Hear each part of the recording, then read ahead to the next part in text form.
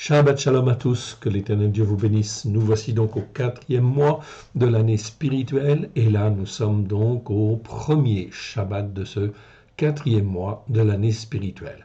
C'est donc très important, c'est la paracha Koré, Korar en fait en hébreu, et donc là nous allons étudier essentiellement donc la partie en fait de Marc, la Brit Hadasha, chapitre 5, versets 9 à 20.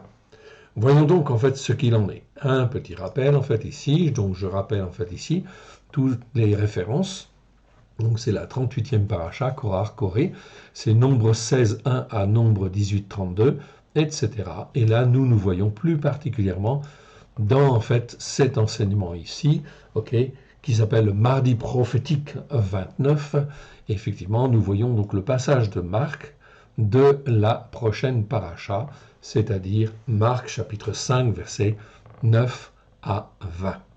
Remettons ces quelques instants à l'Éternel, notre Dieu, notre Père, avant de commencer.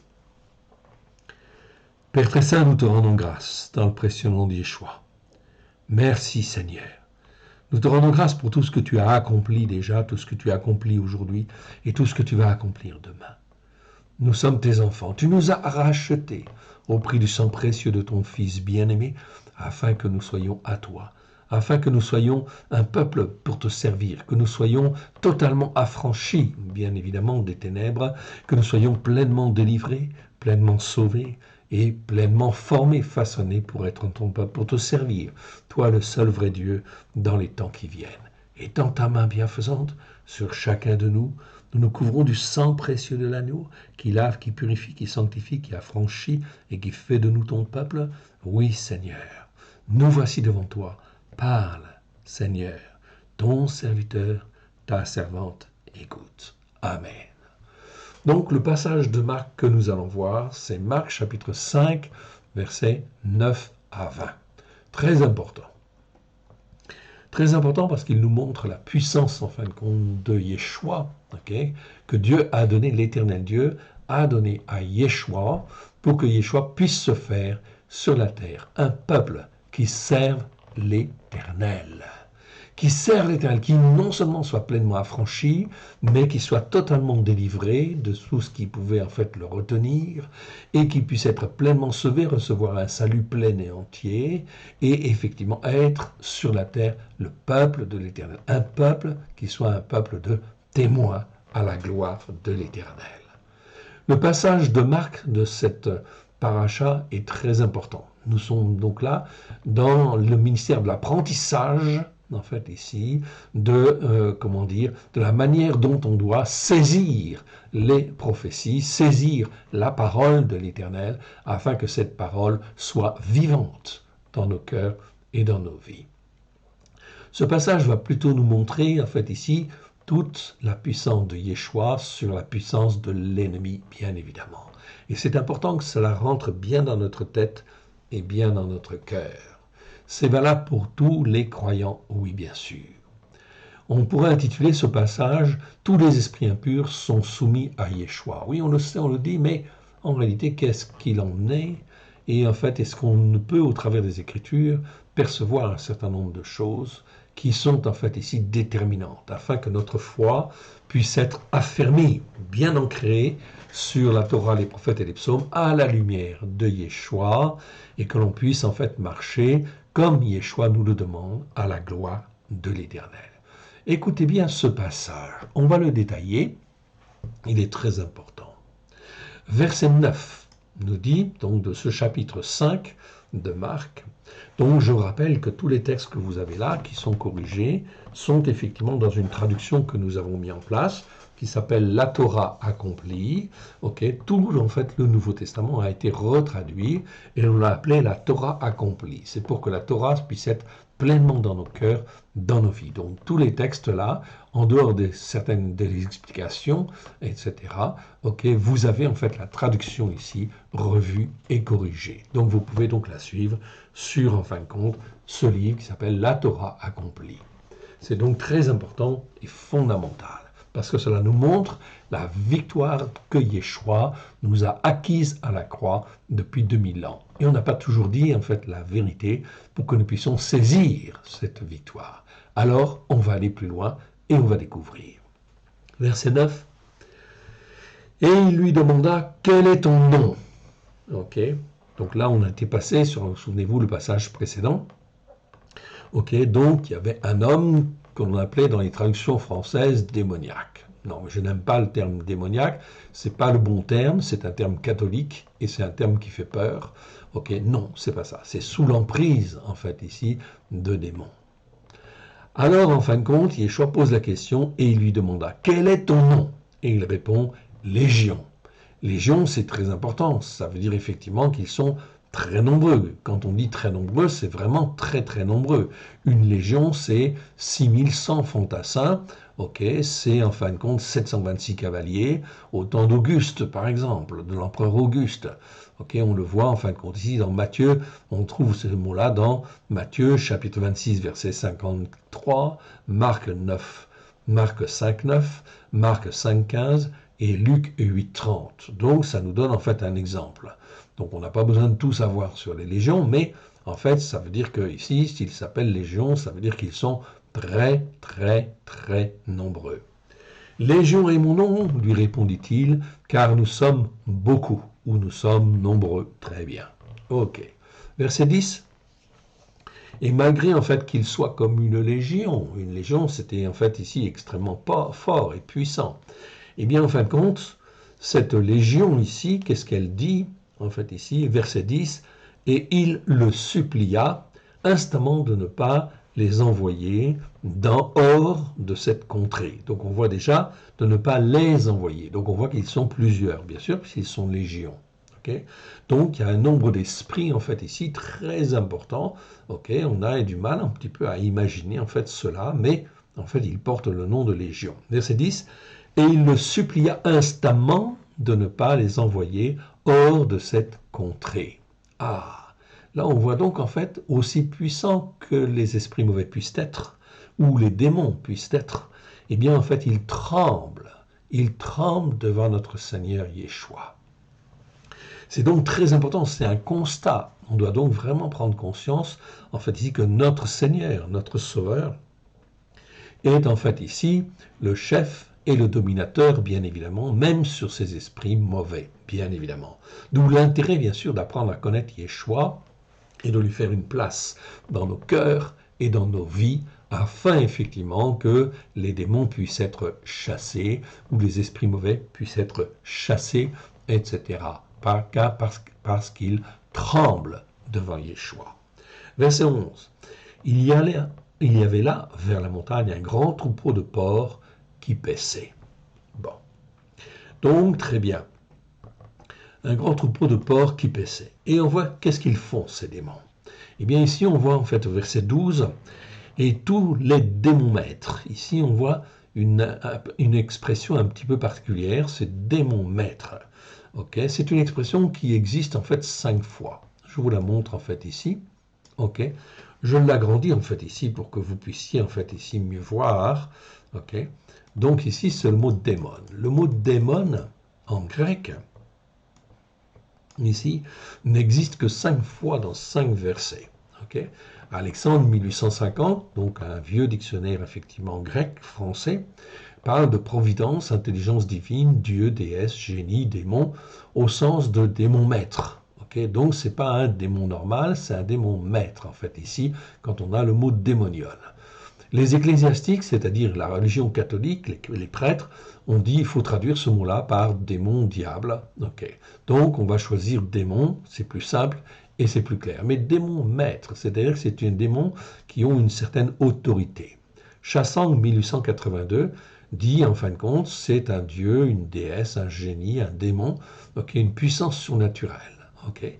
Même chose, entre parenthèses, il est bien dit ici que ce sont les catholiques, les prêtres catholiques qui ont dit ce mot-là, il faut le traduire dans les évangiles par démon ou esprit impur. Donc très bien. Donc la définition ici, en fait, on peut dire est correcte. Bailly 1901, c'est un dieu, une déesse, une divinité, puissance divine, divinité. âme d'un mort, esprit qu'on peut évoquer, ombre, génie, attaché à un homme. Okay, donc ici, on voit qu'à partir de 1901, la définition est déjà moins précise, en fait, ici, quelque part. Elle est plus, en fin de compte, dans l'éthique de ce monde. Donc, il vaut mieux garder les définitions qui sont dans les dictionnaires anciens, type Alexandre 1850 ou Chassan 1882. Donc, on restera, nous, pour le mot démon. Il n'existe que 5 fois dans 5 versets, c'est tout. Okay. Eh bien, effectivement, on le traduira par démon maître. C'est un démon qui a une certaine, comment dire, hiérarchie, si je puis dire, ou autorité dans le monde démoniaque. On n'a pas besoin de rentrer plus dans le détail. Ce mot n'existe que 5 fois dans les Écritures, uniquement en fin de compte dans les 5 versets qui sont cités là, Matthieu 8, 31, Marc 5, 12, Luc 8, 29, Apocalypse 16, 14 et Apocalypse 18, 2. Vous ne trouverez pas ce mot-là ailleurs, ça n'existe pas. Ok, mais il y a un autre mot, on le verra tout à l'heure, bien évidemment. Ok, donc ici, j'agrandis en fait encore un peu ici pour que vous puissiez mieux voir. Oh là, pas autant quand même. Là, c'est un peu trop. Ok, on va revenir. Donc, on va revenir. Voilà, ici. Alors, j'agrandis encore un petit peu. Ok, voilà. Donc, on agrandit en fait ici. Et on va dire, on était au verset 12. Et tous les démons maîtres, c'est-à-dire ceux qui sont responsables ici, qui font partie de la Légion, le supplièrent en disant, envoie-nous dans ces ports afin que nous entrions en eux. Donc ici, très clairement, on voit que ceux qui sont en position d'autorité, dans le monde, en fait, ici, démoniaque, le monde de Satan, eh bien, ils, en fait, tremblent, ils supplient, en fait, Yeshua. Verset 13, Yeshua le leur permit, il le leur permit. Et là, effectivement, ces démons, ces démons maîtres et les autres démons, qui sont appelés aussi des esprits impurs, on le voit très clairement en fait ici, donc sont appelés ici des esprits et les esprits impurs, sortir. Donc, Yeshua, en fait ici, vous le voyez simplement en fin de compte sur son ordre, sur sa permission, et bien en fin de compte, ils s'en vont. Les esprits impurs sortirent, entrèrent dans les ports, et le troupeau se précipita des pentes escarpées dans la mer. Il y avait environ 2000, en fait, et ils se noyèrent dans la mer. Ceci nous montre effectivement que pour que les esprits impurs, en fait, envahissent, en fait, ici, ces ports, eh bien, ils se sont jetés, effectivement, ils étaient nombreux. Tout un troupeau est tombé dans la mer et ils se sont noyés. Ok. Donc, c'est très important de bien voir ici que la puissance de Yeshua est puissant sur la terre. Il a reçu tout pouvoir sur la terre, dans le ciel, et dans le monde, en fait, invisible, esprit. C'est important de bien connaître ça. Pourquoi? Parce qu'en fin de compte, cela veut dire que l'on a tout intérêt, bien évidemment, à bien connaître notre Seigneur, notre Sauveur et notre Maître, et à lui faire la plus grande place dans nos cœurs, dans nos vies et dans nos pensées. Je dis bien en fin de compte que nous tous, bien évidemment, nous devons faire de la place dans nos cœurs, dans nos vies, à notre Seigneur et notre Maître, pour qu'il gouverne, en fait ici, nos cœurs et qu'il gouverne nos vies. Car s'il est là l'autorité, si nous l'instituons comme autorité dans nos cœurs et dans nos vies, eh bien plus aucun en fait démon maître ou démon tout court ou esprit impur ne peut subsister à terme. C'est donc très important de bien comprendre cela. Plus en fin de compte j'obéis, plus en fin de compte je me soumets à la parole de Dieu, et bien plus loin il y a de place pour les esprits mauvais ou les esprits impurs. C'est donc ça, c'est très très important de comprendre cela. Plus on fait de la place à notre Seigneur Yeshua dans nos cœurs et dans nos vies, et bien plus nous sommes dans le shalom de Dieu. C'est donc là très important, mais ça c'est une question d'obéissance et de soumission. Voilà comment en fait ça fonctionne. C'est donc extrêmement important de bien comprendre cela. Verset 14. Ceux qui les faisaient paître, s'enfuirent. Alors, verset 14, on revient, d'accord. Verset 13. Okay. Il le leur permit, les esprits impurs sortirent, entrèrent dans les ports, et le troupeau se précipita, des pentes escarpées dans la mer. Il y en avait environ 2000, et se noyèrent dans la mer. Verset 14, ceux qui les faisaient paître, c'est-à-dire les bergers, en fait ici, bien qu'on n'appelle pas forcément des bergers, des gens qui gardent des porcs, ceux qui les faisaient paître s'enfuirent et répandirent la nouvelle dans la ville et dans les campagnes. Les gens allèrent voir ce qui s'était passé. Verset 15. Ils vinrent auprès de Yeshua et virent celui qui avait été sous l'emprise de démons. Donc ça, c'est très important en fait ici. On traduit en fait ici, vous le voyez ici, ok, par en fait ici, être sous l'emprise de démons. Ok. C'est donc très important de le traduire comme cela et ne pas traduire par démoniaque. Le terme démoniaque est un terme qui en fait nous vient des catholiques et qui fait peur, bien évidemment. Okay. Et donc, comme il fait peur, eh bien, en fin de compte, de deux choses une. Ou, en fait, on est sous l'emprise, on est démoniaque, okay, parce qu'on est sous l'emprise de démons. Okay. Et à ce moment-là, en fin de compte, ben, on est marginalisé, et puis c'est très mauvais, en fin de compte, parce que ça donne une connotation très négative. Le terme démoniaque, ce n'est pas le bon terme. C'est un homme ou une femme qui est sous l'emprise, en fait, de démons, sous l'influence, en fait, ici, de démons. C'est ça que veut dire, en fait, le terme. Le terme, en fin de compte, ici, je vous le donne. Petit h, c'est le mot, en fait, ici. Ok. Démonizomai. Démonizomai, c'est un mot qui n'existe, en fait, 13 fois dans 13 versets. Ça veut dire être sous la puissance ou sous l'emprise, en fait, d'un démon.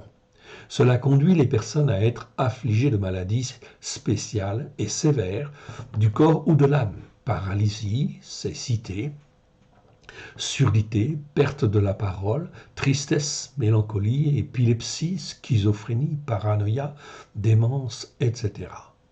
L'action, en fin de compte, des démons peuvent être externes, voire internes, pour infliger la maladie, influencer ou enlever la raison jusqu'à agir à leur place.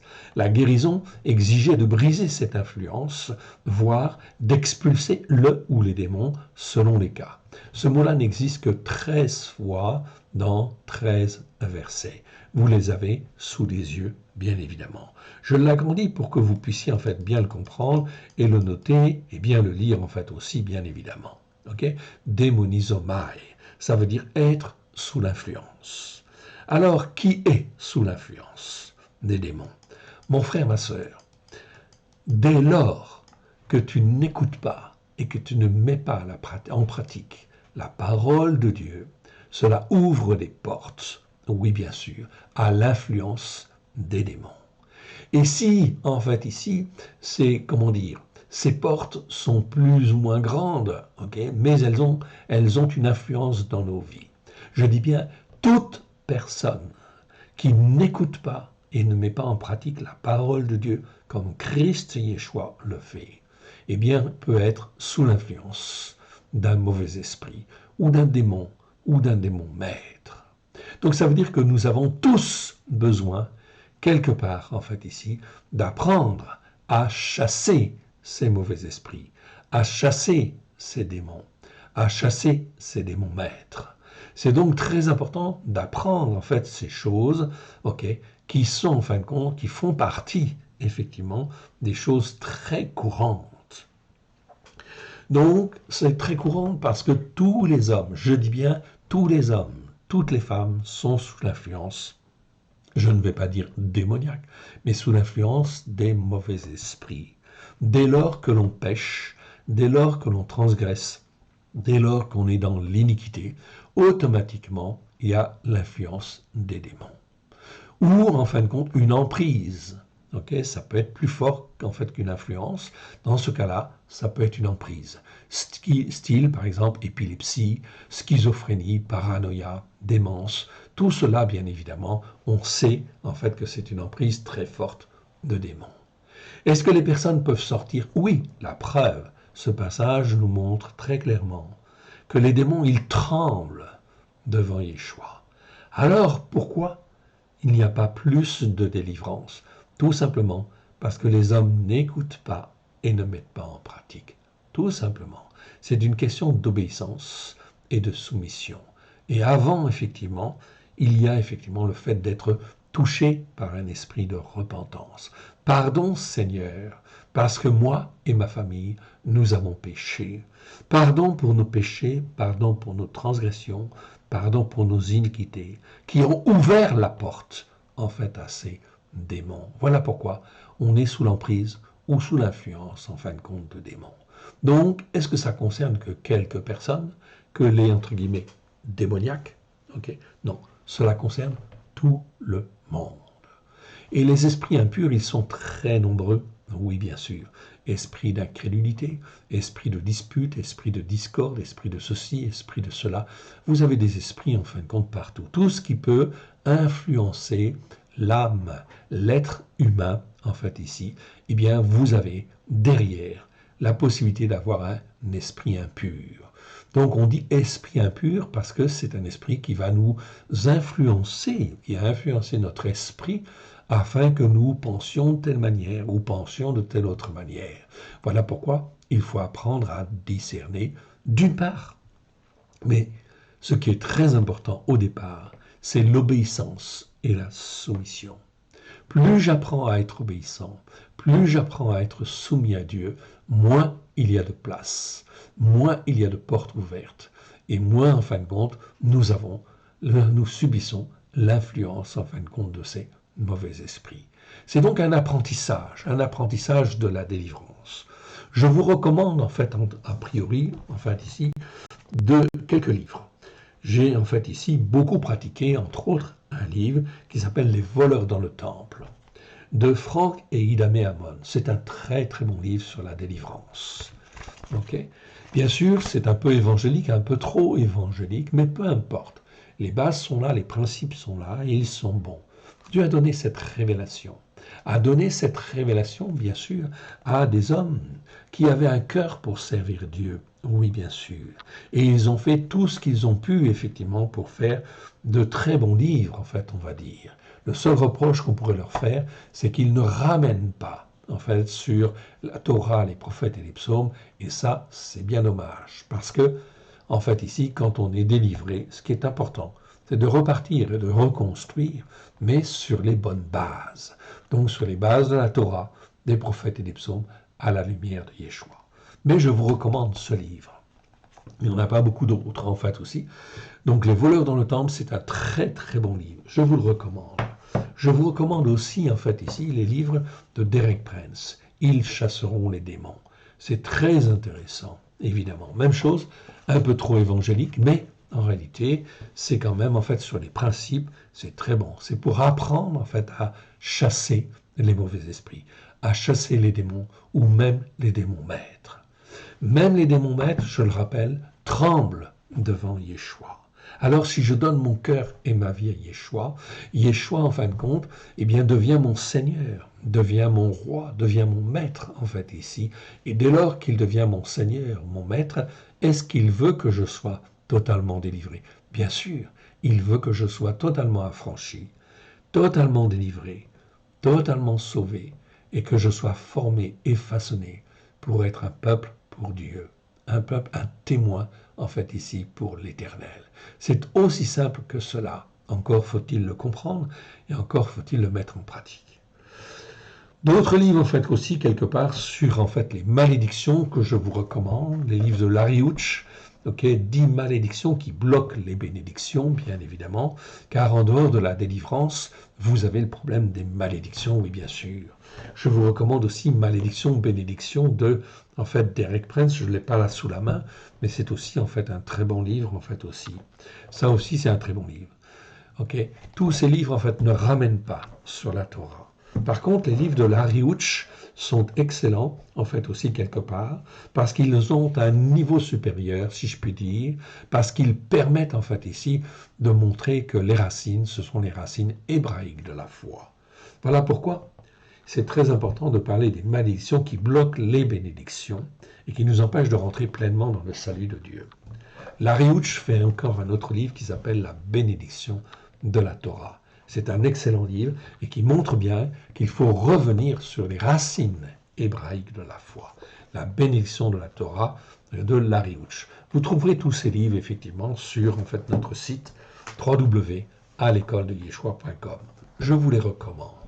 C'est donc très important. Donc ici, on va dire verset 15, okay, comme vous le voyez en fait ici, je vous l'agrandis pour que vous puissiez bien voir. Okay. Ils vinrent auprès de Yeshua et virent celui qui avait été sous l'emprise de démons.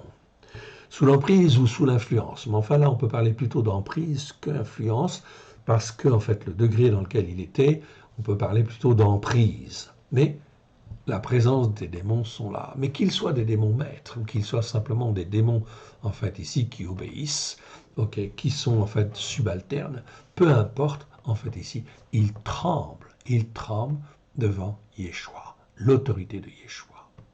Ils vinrent auprès de Yeshua et virent celui qui avait été sous l'emprise de démons, celui qui avait eu la légion, assis, vêtu, d'un esprit solide et saint, apte à fléchir ses désirs et ses impulsions.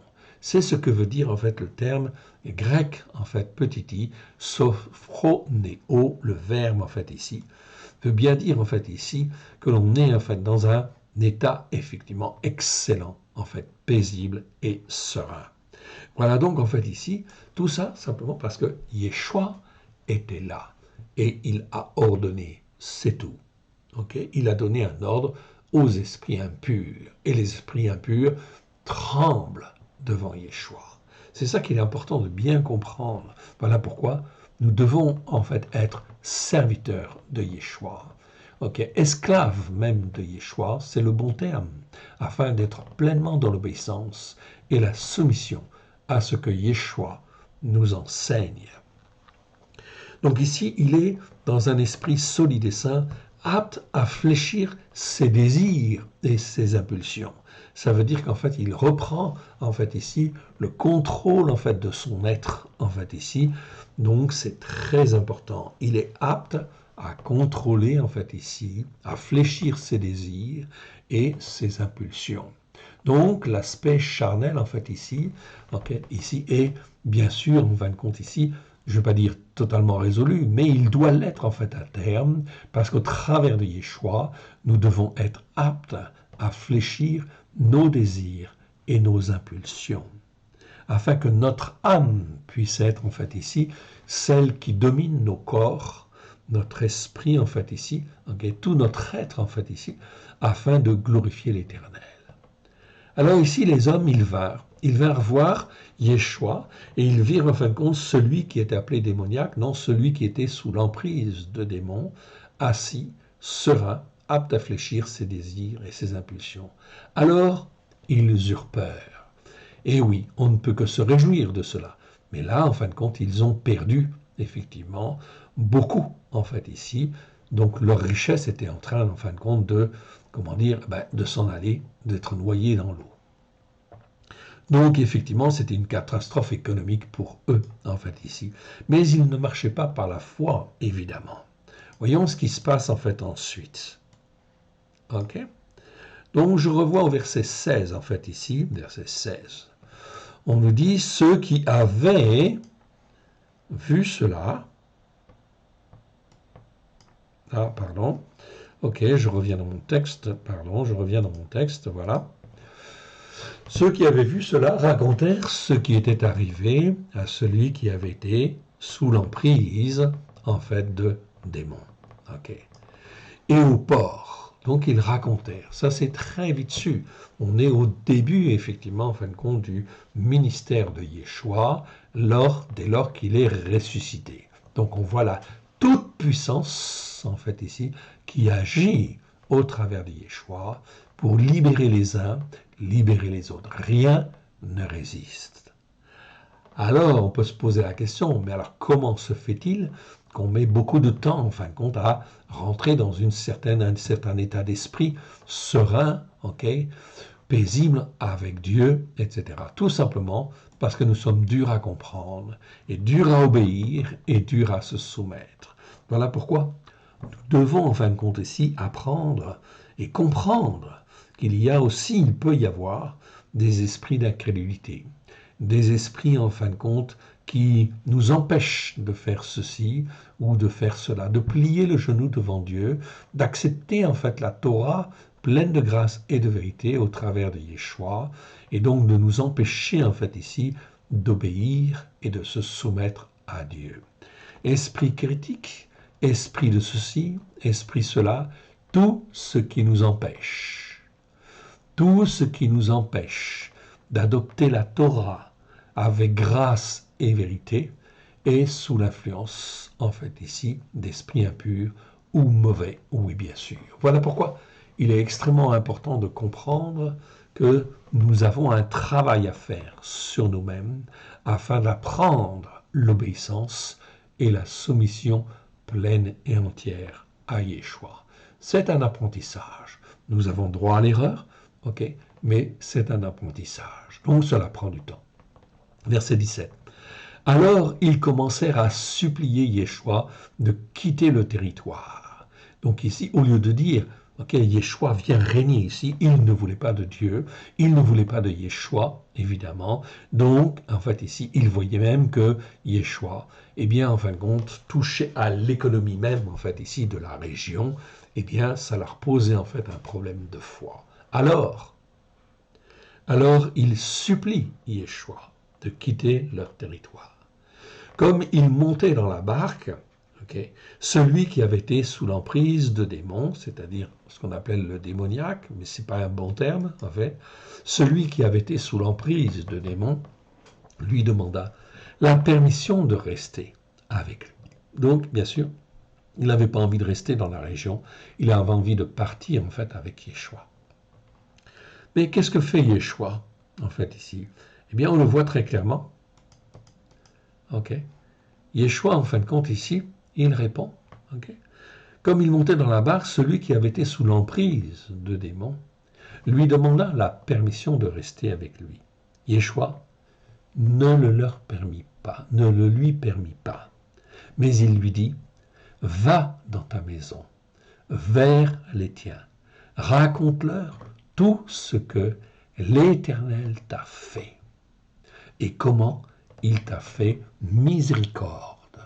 C'est donc très important, c'est l'Éternel Dieu ici qui dispose en fait ici, les choses afin que les hommes et les femmes puissent être sauvés, puissent être délivrés, même s'ils ne veulent pas écouter. Eh bien, parmi tous ceux qui sont dans ce territoire, il y a des hommes et des femmes qui pouvaient entendre le témoignage de cet homme qui a été totalement libéré. Pour montrer l'exemple en fait ici, de l'obéissance, de la soumission, mais aussi de montrer la miséricorde du Dieu Tout-Puissant qui est capable en fin de compte de délivrer, qui est capable en fin de compte d'accorder sa grâce à tous ceux qui croient, bien évidemment. Il faut marcher par la foi. Il s'en alla et se mit à proclamer à haute voix, non pas en fait, on peut dire publier en fait aussi, oui bien sûr, il s'en alla et se mit à proclamer à haute voix dans la Décapole, c'est-à-dire le pays des 10 villes, c'est-à-dire c'est du côté en fin de compte de la Galilée, en fin de compte, voilà, c'est en fait toute une région de ce côté-là, ça s'appelait la Décapole. Ok, il s'en alla et se mit à proclamer à haute voix, donc pas d'une manière cachée, etc. C'est proclamer à haute voix. C'est mieux que publier, en fait, ici, quelque part. Dans la Décapole, tout ce que Yeshua avait fait pour lui. Et tous furent frappés d'étonnement. Mon frère, ma sœur, on voit quelque chose là d'extraordinaire. D'extraordinaire, on voit la puissance, en fin de compte, de Yeshua, la puissance que Dieu, en fait, a mis dans Yeshua, à la gloire, en fin de compte, de l'Éternel, pour délivrer les uns et délivrer les autres.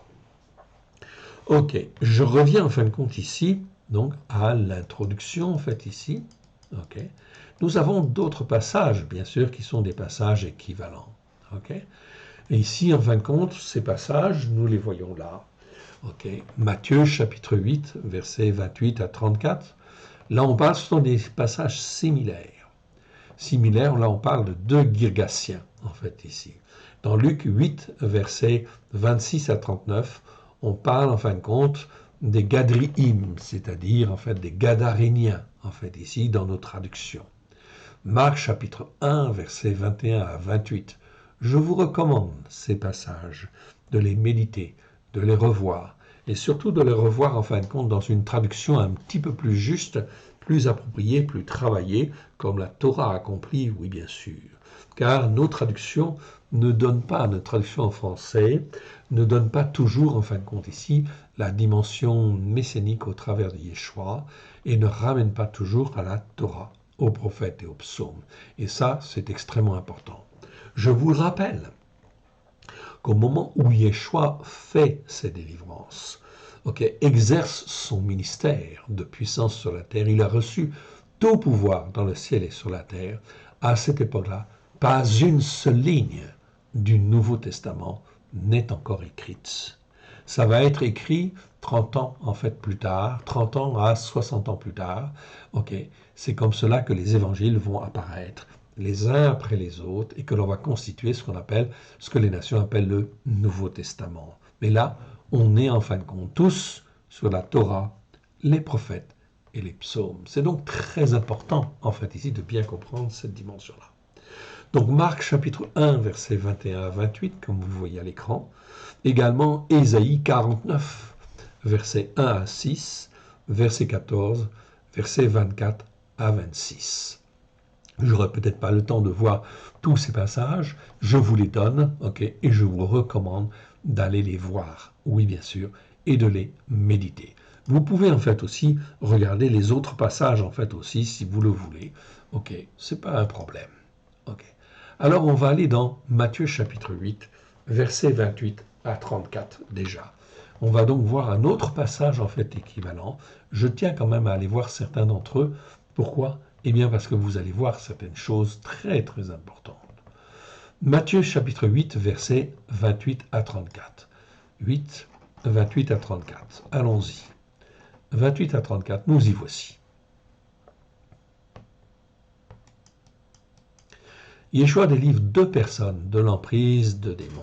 Ici, c'est un passage équivalent, un passage similaire, si on veut, et on va le regarder. Lorsqu'il fut sur l'autre bord, on parle là de Yeshua, dans le pays des Girgashi. Girgashi, c'est les Girgasiens. Girgasiens, en fait, ici. 2 qui étaient sous l'emprise de démons. Non pas démoniaques, non. 2 qui étaient sous l'emprise, en fait, ici, de démons. Donc, c'est des gens, en fin de compte, très, en fait, ici, sous une influence très, très forte. À tel point que l'influence fait qu'ils sont carrément dominés, en fait, ici, quelque part. Donc, ça peut être, en fait, n'importe quoi, en fait, ici, ça peut être des gens qui sont pris par la paranoïa, des gens qui sont schizophrènes, des gens qui sont, en fait, ici, pris à un niveau, en fait, très important. Tout cela, ce sont des esprits impurs qui dominent ou qui ont l'emprise, qui ont eu, pour différentes raisons, différentes malédictions, différents péchés, différentes transgressions, différentes iniquités, se sont retrouvés dans cette situation-là. Sortant des sépulcres, 2 qui étaient sous l'emprise de démons, sortant des sépulcres, vinrent au-devant de lui. Ils étaient si hostiles, donc ici, on dit parfois furieux. Ici, je vais traduire par hostile plutôt, que personne n'osait passer par ce chemin-là. Donc, il y avait du danger. Verset 29. C'est là, en fin de compte, dans la Torah, dans le texte reçu. Donc, on n'a pas ça dans toutes les traductions françaises qui sont basées sur les textes grecs du 19e siècle, qui ont été remaniés, corrigés, alors que les textes grecs du 17e siècle sont des textes plus complets, dans lesquels, en fait, ici, on a tout le texte grec, ou pratiquement tout le texte grec. Donc, c'est important de se baser là-dessus. Dans les traductions françaises, il n'y a que 2 traductions qui, en fait, utilisent le texte reçu, TR. C'est, en fait, la David Martin et la Bible Osterwald. Mais ce sont des vieilles traductions. Donc, ça pose, en fait, aussi problème, parce que ça n'a pas été, en fait, retravaillé correctement. Toutes les autres Bibles en français sont sur le texte grec du 19e siècle, donc qui a été remanié, corrigé, modifié. Donc, on perd un certain nombre d'informations. Verset 29 ici nous dit « Et voici, ils s'écrièrent », donc ces gens sous l'emprise de démons, ok. Ils s'écrièrent « Qu'y a-t-il entre nous et toi, Yeshua, fils de Ha-Elohim? Es-tu venu ici pour nous tourmenter avant le temps ?» Mon frère, ma sœur, cette parole est très importante. Ici, ce sont les démons qui parlent. Ils reconnaissent l'autorité de Yeshua. Yeshua, fils de Ha-Elohim, du seul Dieu unique et vrai. C'est donc très important de bien comprendre ça. Il n'y a aucun problème, en fin de compte, ici, de reconnaissance de l'autorité chez les démons. Bien évidemment, ils savent qui est Yeshua. Oui, bien sûr. C'est Yeshua, le fils de Ha-Elohim, le seul Dieu unique et vrai. Et ici, ils disent, « Es-tu venu ici pour nous tourmenter avant le temps ?» Donc, ils savent qu'il y a déjà un jugement. Ils sont en sursis, si je puis dire. Ok. Mais il y a déjà un jugement sur eux, qu'ils seront en fait aussi tourmentés à un temps donné. Ils vivront en fin de compte dans le tourment. Ils savent qu'ils sont condamnés et ils ont peur. C'est donc très important de bien comprendre cela. Voilà pourquoi il faut en fin de compte faire de la place à notre Seigneur Yeshua dans nos cœurs et dans nos vies. Comment cela? En apprenant l'obéissance et en apprenant la soumission à la parole de Dieu. Ça, c'est un apprentissage. Verset 30. Il y avait non loin d'eux un grand troupeau de porcs qui paissaient. Les démons-maîtres, on va retrouver la même expression que l'on avait tout à l'heure dans Marc, démons-maîtres, en fait ici, démons, supplièrent Yeshua en disant « Si tu nous chasses, envoie-nous dans ce troupeau de porcs. » Verset 32, il leur dit « Allez !» Ils sortirent et entrèrent dans les porcs. Et voici, tout le troupeau se précipita des pentes escarpées dans la mer, et ils périrent dans les eaux. Verset 33.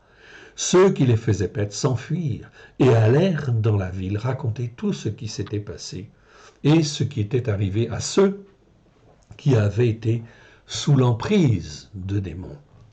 Donc on ne parle pas là de démoniaques, qui étaient sous l'influence ou sous l'emprise. Ici on parle d'emprise carrément. Verset 34. Alors toute la ville sortit à la rencontre de Yeshua, et dès qu'ils le virent, ils le supplièrent de quitter leur territoire. Donc vous voyez ici, c'est en fait ici un passage similaire. Il n'y a pas une personne qui est sous l'emprise, ici il y en a deux, et on reconnaît en fait aussi quelque part la même chose. Ils ont peur, ils tremblent devant Yeshua. Et effectivement, ils tremblent et ils disent ici, envoie-nous dans ces troupeaux de porcs. Ok, pourquoi? Parce qu'en fait, ils ne voulaient pas que Yeshua les envoie dans les lieux arides. Ce n'était pas le temps où là, ils sont tourmentés. Mais ils le seront en fait un jour. Ici, on voit dans ce passage quelque chose de très important. Ils reconnaissent l'autorité de Yeshua. Ils savent qu'il est le fils de Ha-Elohim. C'est donc très important de bien comprendre cette dimension-là. Voyons le deuxième passage qui nous intéresse. C'est Luc, en fait, chapitre 8. Ok, vous le voyez, en fait, ici. Luc, chapitre 8, versets 26 à 39. Là, on ne parle plus des Girgasiens, mais on parle, en fait, des Gadriim. Ok, qui, en fait, c'est une affaire similaire avec des démoniones. Ici, ce n'est plus le mot démon qu'on a vu tout à l'heure, qui existait 5 fois dans 5 versets. Ici, c'est le mot démonion. On va le voir. Donc, c'est pour ça que ces passages-là sont des passages similaires, okay, mais ils sont pas tout à fait, c'est pas tout à fait les mêmes. Okay. C'est pas les mêmes, mais ils nous donnent des informations complémentaires. Okay. Donc, c'est ça qui est très important en réalité. Donc, Luc, chapitre 8, versets 26 à 39. 26 à 39. Eh bien, allons le voir. 26 à 39. Ok, voilà, on y arrive. Voilà. Yeshua chasse des démons chez les Gadriim. Gadaréniens dans nos traductions françaises la plupart du temps. Gadaréniens, c'est Gadarenos, en fait, en grec. Ok, vous le voyez là. Ok. c'est Gadarenos. Dans certaines traductions, on va trouver le terme gérasénien. Okay, donc encore des variantes. Okay, ces variantes des traducteurs. Pourquoi? Parce qu'ils ne savent pas bien comment traduire. On voit des différences et on a peu d'informations là-dessus. Je suis d'accord. Mais en fait ici, ça entraîne en fait ici un peu de confusion en fait aussi. Donc voilà pourquoi restons au plus proche en fait compte du texte. Ils abordèrent dans le pays des Gadriim, Gadaréniens, qui est vis-à-vis de la Galilée, en fait ici. Très bien. Lorsque Yeshua fut descendu à terre, il vint au-devant de lui un homme de la ville qui était sous l'influence de démons. Donc ici, on voit un homme de la ville. Il n'était pas en fin de compte dans la nature, il était un homme de la ville ici dans ce passage, qui était sous l'influence de démons en fait ici. Non, sous l'influence de démons. Ici, ce n'est pas le même mot que nous avons vu tout à l'heure, c'est le mot démonion. Ce n'est pas démon tout court, c'est démonion. Ce mot-là, en fin de compte, existe 60 fois dans 52 versets. C'est le mot le plus courant que l'on trouve, en fin de compte, dans les évangiles, dans les épîtres, etc. Ça nous parle de démons. Donc on a distingué ici les démons maîtres. Pourquoi l'Écriture nous dit qu'il n'y en a que 5 en fait ici? Il y en a 5 qui apparaissent en fait ici dans l'Écriture, dans le Nouveau Testament. Et le mot démonion, c'est le mot courant pour dire en fait ici démon, en fait ici, ou esprit mauvais, ou esprit impur. Depuis en fin de compte longtemps, il ne portait point de vêtements et avait sa demeure non dans une maison, mais dans les sépulcres. Donc il avait des lieux de fréquentation peu recommandables, si je puis dire. En fait, ici, quelque part. On ne vit pas dans les sépulcres, c'est là, en fait, le lieu de la mort, en fait, où règne la mort. Donc il y a donc, en fait, une influence spirituelle très forte. Mais lui, ça ne le gênait pas, puisqu'il était sous l'emprise, en fait, ici, de démons. Verset 28. Ayant vu Yeshua, il poussa un cri, se jeta à ses pieds et dit d'une voix forte, « Qu'y a-t-il entre moi et toi, Yeshua, fils d'El Elyon? Je t'en supplie, ne me tourmente pas. » Encore une fois, que ce soit des démons ou des démonionnes, okay, il tremble devant le Seigneur. Il poussa un cri, se jeta à ses pieds et dit d'une voix forte, « Qu'y a-t-il entre moi et toi, Yeshua, fils d'Elion? » Donc vous voyez que Yeshua est reconnu ici, non seulement comme étant le fils de Elohim, du Dieu unique et vrai, mais il est reconnu aussi comme étant le fils d'El Elyon. El Elyon, c'est une expression qui existe dans les Écritures, dans la Première Alliance aussi, mais qui n'est pas très fréquente. En fait, en réalité, elle n'existe que 5 fois. On trouve le terme Elyon, qui veut dire très haut, assez souvent, oui bien sûr, mais le terme d'El Elyon, c'est-à-dire Dieu très haut, en fait ici, c'est-à-dire au-dessus de tout, en fait, toute chose, ça, on ne va le trouver que 5 fois seulement. Donc ici, même les démons savent que Yeshua, il est le fils d'El Elyon, le Dieu, en fait, ici, très haut.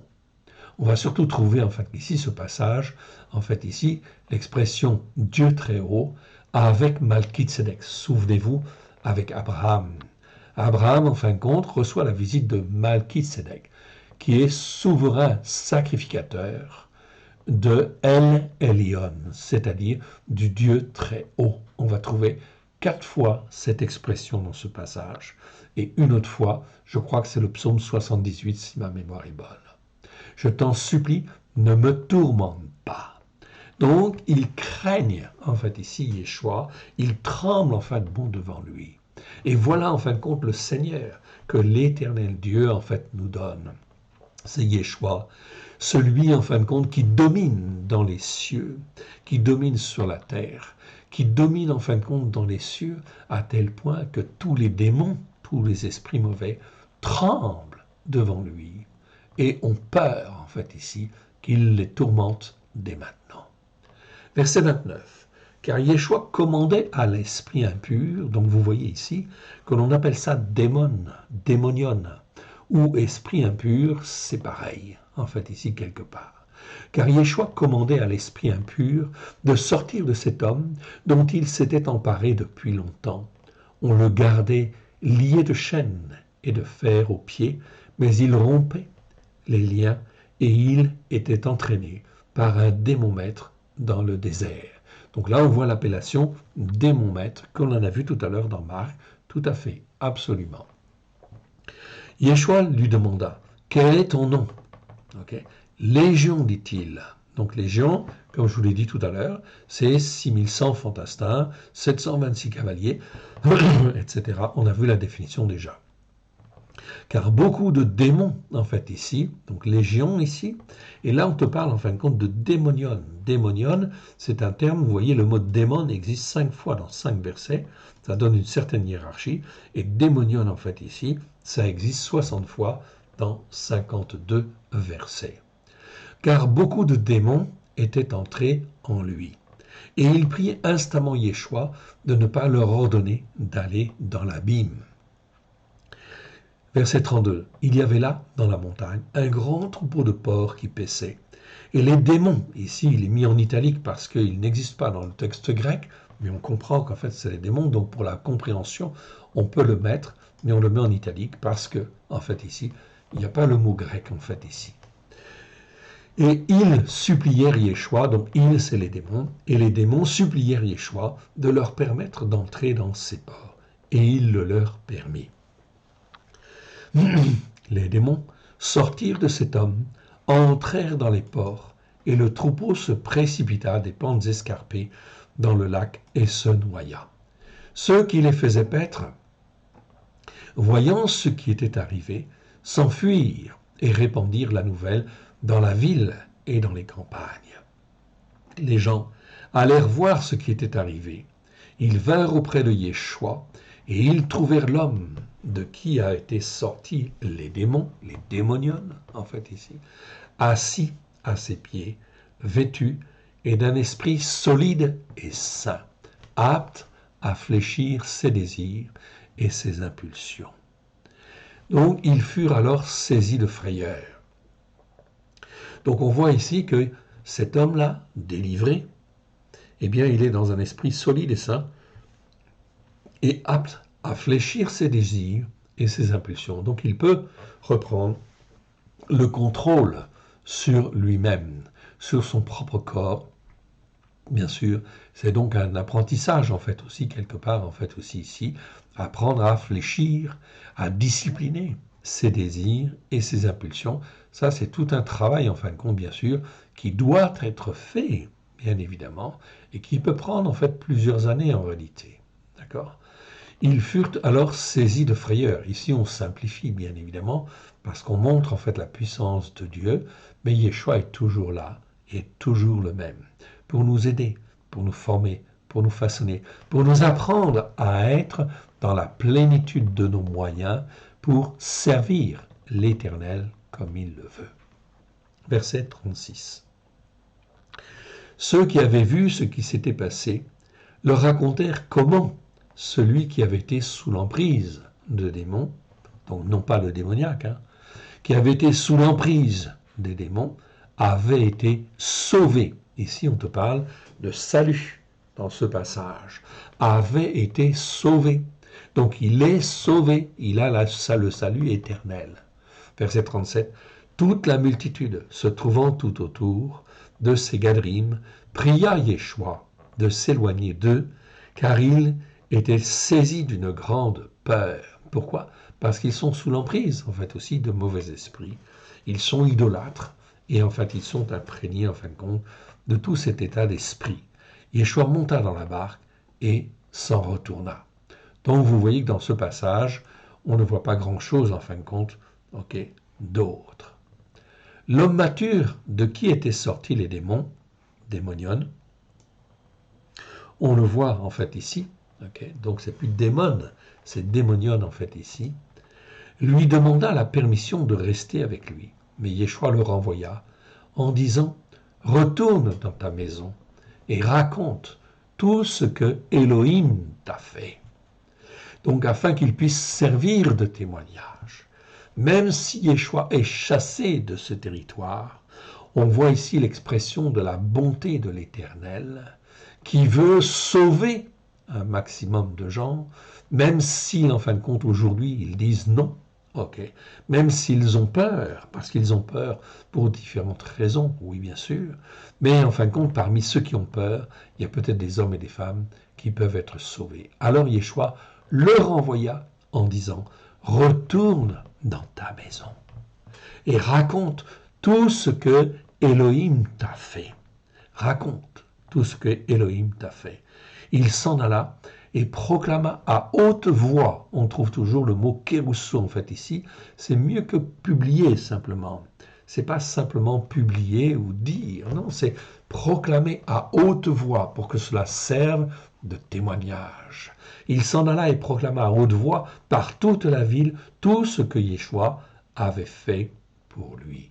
Tout ce que Yeshua avait fait pour lui. C'est ainsi, par le témoignage, que le royaume, en fin de compte, de Dieu peut, en fait, ici, s'étendre sur la terre. Nous sommes, en fin de compte, là, dans le passage, en fin de compte, de Luc, évidemment. Alors, on va aller maintenant dans un autre passage, c'est Marc chapitre 1, versets 21 à 28. Marc chapitre 1, versets 21 à 28, allons-y. 21 à 28, voilà, c'est ici. Ok. J'aligne en fait le passage ici. Voilà. Passage complémentaire. Ils se rendirent à Képharnaüm, donc Yeshua et ses disciples. Puis, aussitôt que le Shabbat arriva, Yeshua entra dans la synagogue et enseigna. Ils furent frappés par sa doctrine, dit Laquais, car il enseignait comme s'il avait l'autorité, et non pas comme les sophrim, c'est-à-dire les scribes. Il se trouva dans leur synagogue, donc dans un lieu, en fin de compte ici, privilégié, normalement, en fin de compte ici, où on écoute et on met en pratique la parole, mais ce n'est pas le cas. Donc dans les synagogues, dans leur synagogue, où ça veut dire en fait assemblée en réalité. Il se trouva dans leur assemblée un homme qui avait un esprit impur. Donc là on dit bien esprit c'est pneuma, et impur c'est akatartos, et qui s'écria. Donc l'esprit impur est dans l'assemblée, oui bien sûr. Ok, voilà pourquoi dans toutes nos assemblées, mon frère, ma sœur, il y a des esprits impurs, oui bien sûr. Il y a des esprits impurs qui agissent bien évidemment et qui font que, en fait, l'amour n'est pas là entre les frères et les sœurs, bien évidemment. Parce qu'en fait, les esprits impurs sont là et ils viennent perturber les choses pour empêcher le royaume de Dieu de s'établir. Tout cela, en fin de compte, est dû à la désobéissance, à l'insoumission à la parole de Dieu, en fait, ici. Et qui s'écria, qu'y a-t-il entre nous et toi, Yeshua le Nazarénien? Ici, donc, une appellation très très importante, en fait, ici. Je vois, en fin de compte, ici, Yeshua le Nazarénien. Nazarénien, c'est une expression, en fin de compte, ici, particulière, qui n'existe que 4 fois. Ok.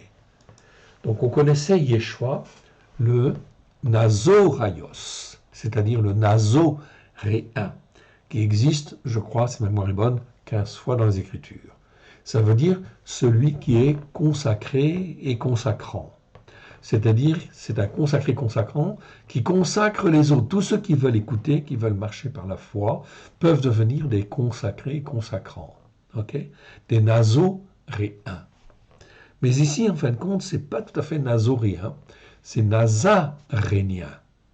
Nazarénos. Ici, en fin de compte, ce terme-là, eh bien, on le voit en fait ici, vous le voyez là, vous l'avez là, vous en avez la définition.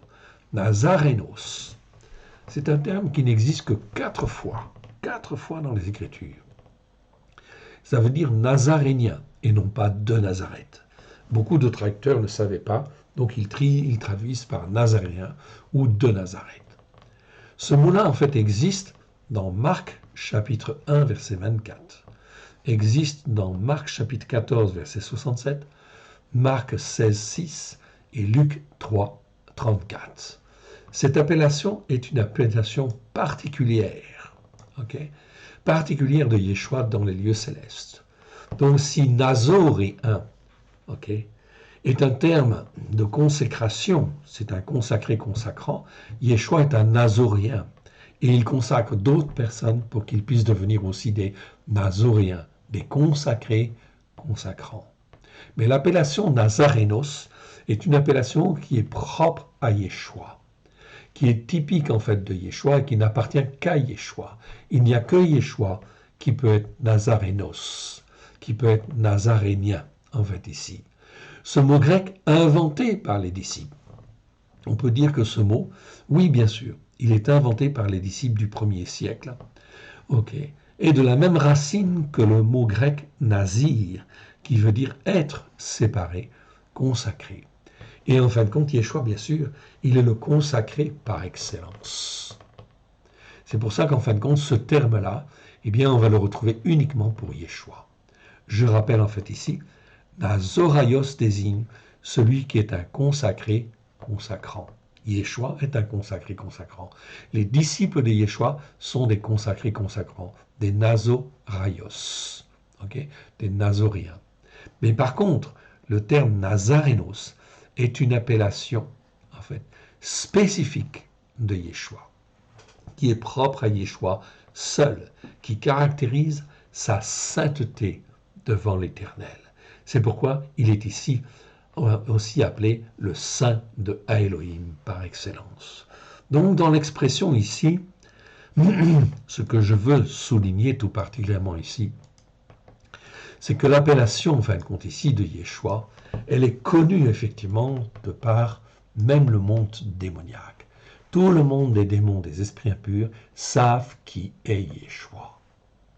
C'est un Nazarénien. C'est le Saint de Elohim. Ils le savent et ils tremblent. Okay? Ils disent ici, tu es venu pour nous perdre. Oui. Et Yeshua accomplira en fait cette chose-là, oui bien sûr, parce qu'il va former, façonner des hommes et des femmes, afin qu'ils puissent être en fait des nazoréens, des consacrés consacrants, qui puissent rejeter toute la puissance de l'ennemi. C'est donc là quelque chose d'extrêmement important et fondamental. Est-ce que tu veux, mon frère, ma sœur, faire partie des Nazoréens?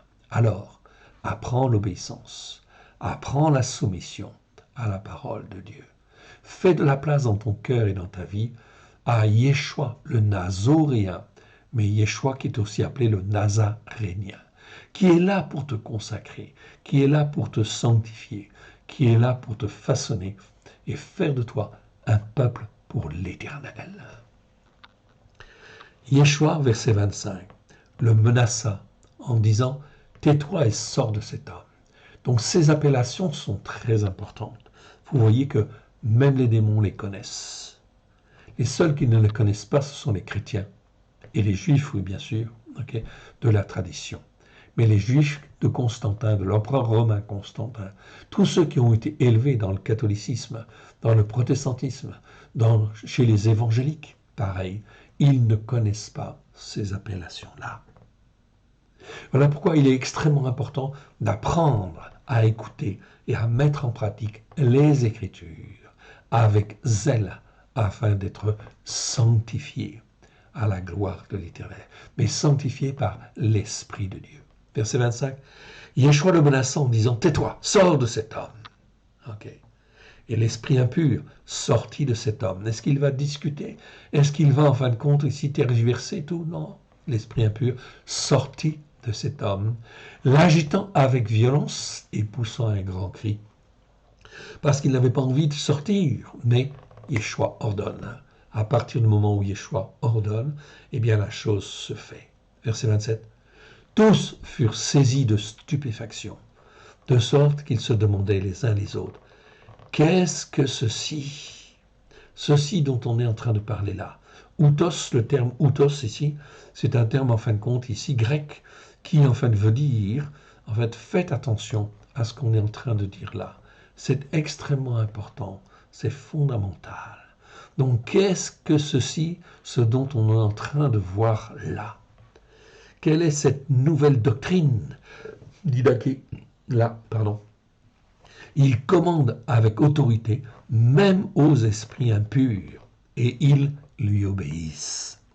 Et ils lui obéissent. Voilà pourquoi c'est extrêmement important d'apprendre à connaître qui est notre Seigneur Yeshua, de lui faire toute la place dans nos cœurs et dans nos vies, afin effectivement que nous puissions être rendus obéissants et rendus entièrement soumis à l'Éternel Dieu.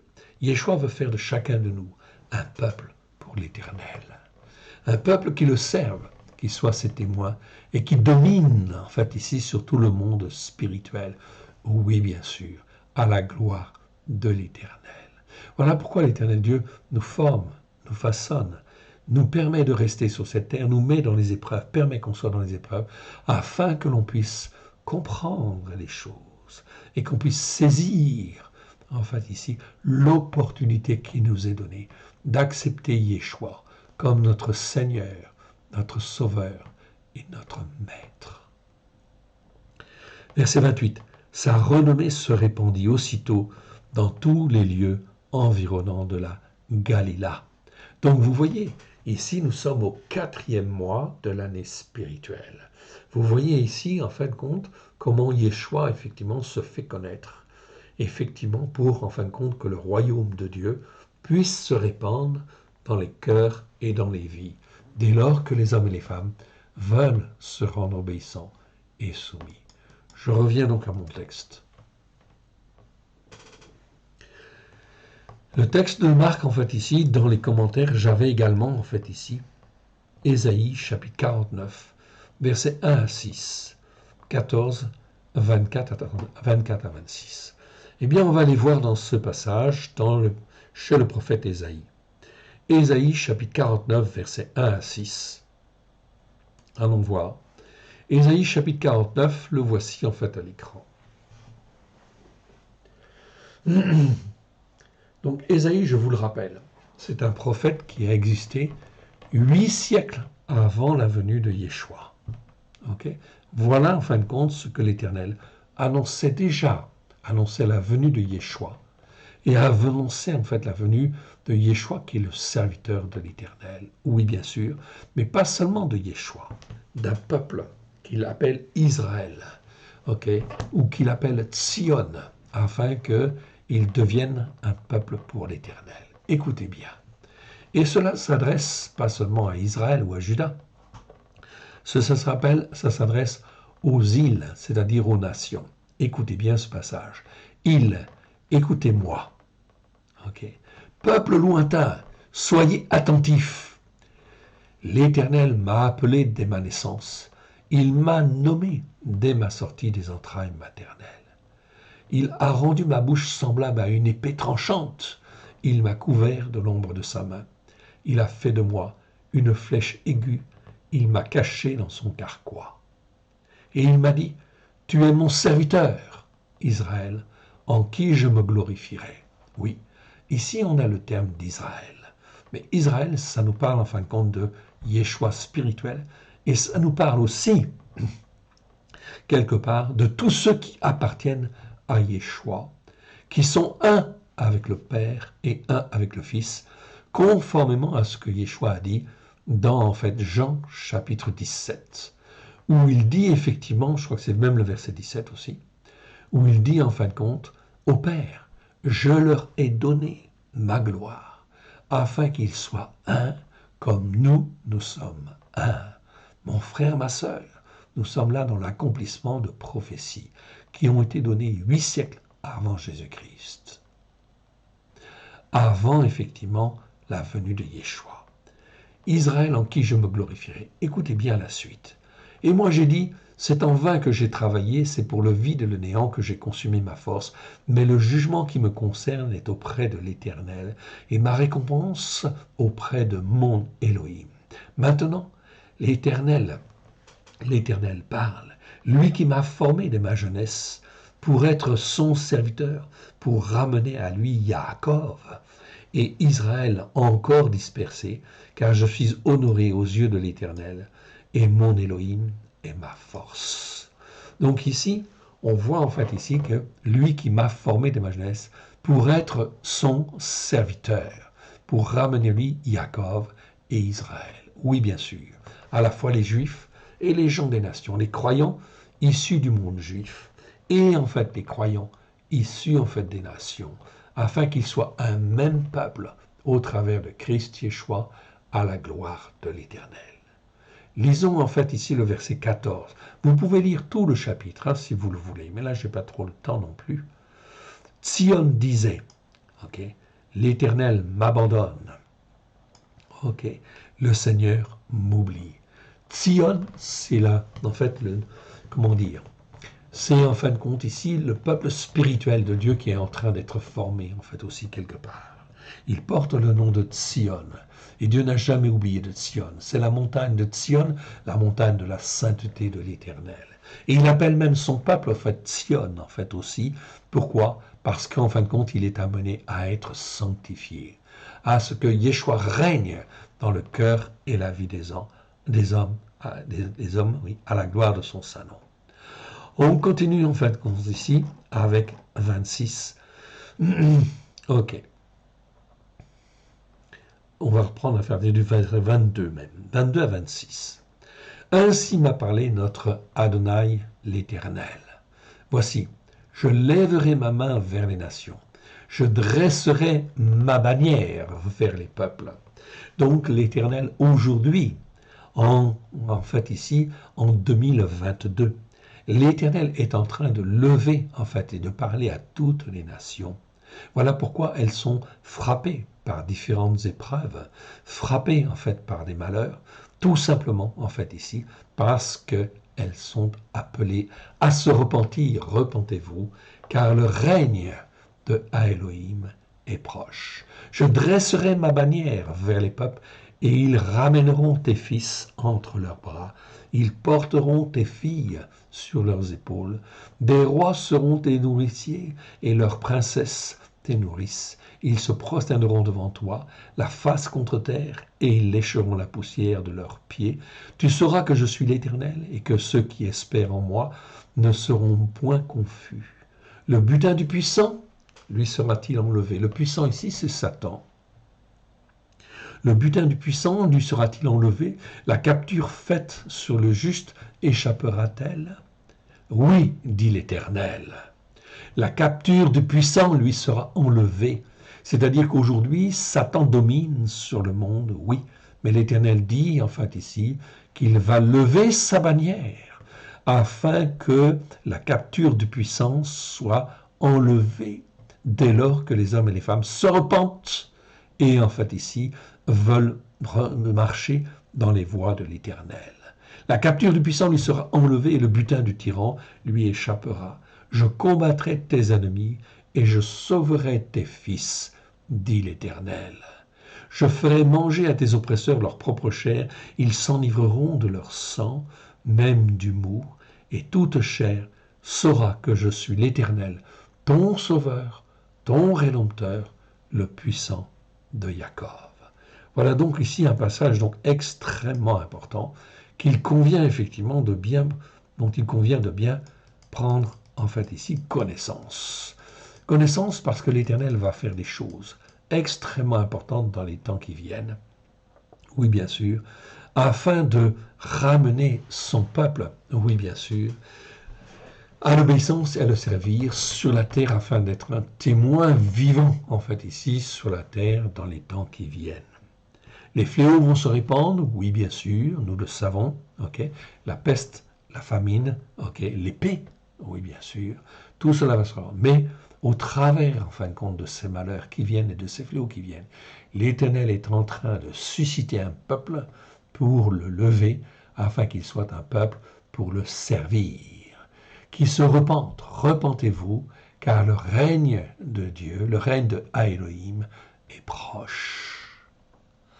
Voilà pourquoi il convient de revenir à l'Éternel sur les racines hébraïques de la foi, sur la Torah, les prophètes et les psaumes, à la gloire de l'Éternel, et de faire dans nos cœurs et dans nos vies une place pleine et entière à l'Éternel Dieu, en fait ici, au travers de Yeshua, son Fils bien-aimé. Ok. Je profite en fait ici. On va terminer par une petite prière si vous le voulez bien. Terminons par une petite prière. Père très saint, nous te rendons grâce dans le précieux nom de Yeshua, ton Fils bien-aimé. Étends ta main bienfaisante sur chacun de nous. Touche nos cœurs, touche nos vies. Nous voulons que Yeshua règne dans chacun de nos cœurs, chacune de nos vies, à la gloire de ton Saint-Nom. Pardon, Père, pour nos péchés. Pardon pour nos transgressions. Pardon pour nos iniquités. Pardon pour les péchés, les transgressions, les iniquités de nos pères, Seigneur.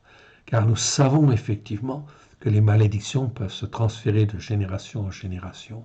Et nous brisons toutes ces malédictions dans le nom de Yeshua, afin de te servir, toi, le seul vrai Dieu, et celui que tu as envoyé. Aide-nous, mon Dieu, mon Père, à te faire plaisir. Étends ta main bienfaisante, ta miséricorde sur chacun de nous. Forme-nous, façonne-nous, délivre-nous pleinement. Affranchis-nous, Seigneur de l'Égypte, des chaînes qui nous retenaient. Délivre-nous pleinement, Seigneur, de tout ce qui peut nous empêcher de te servir comme toi tu le veux. Donne-nous un salut plein et entier à la gloire de ton Saint-Nom. Forme-nous et façonne-nous afin que nous soyons un peuple pour te servir, te glorifier, toi le seul vrai Dieu et celui que tu as envoyé. Mon frère, ma sœur, ne te décourage pas. Apprends l'obéissance, apprends la soumission, écoute la parole de Dieu. Mets-la en pratique avec grâce et vérité au travers de Yeshua HaMashiach, celui qui est appelé le Christ. Fais tout ce que tu comprends déjà. Apprends, ne t'occupe pas des autres.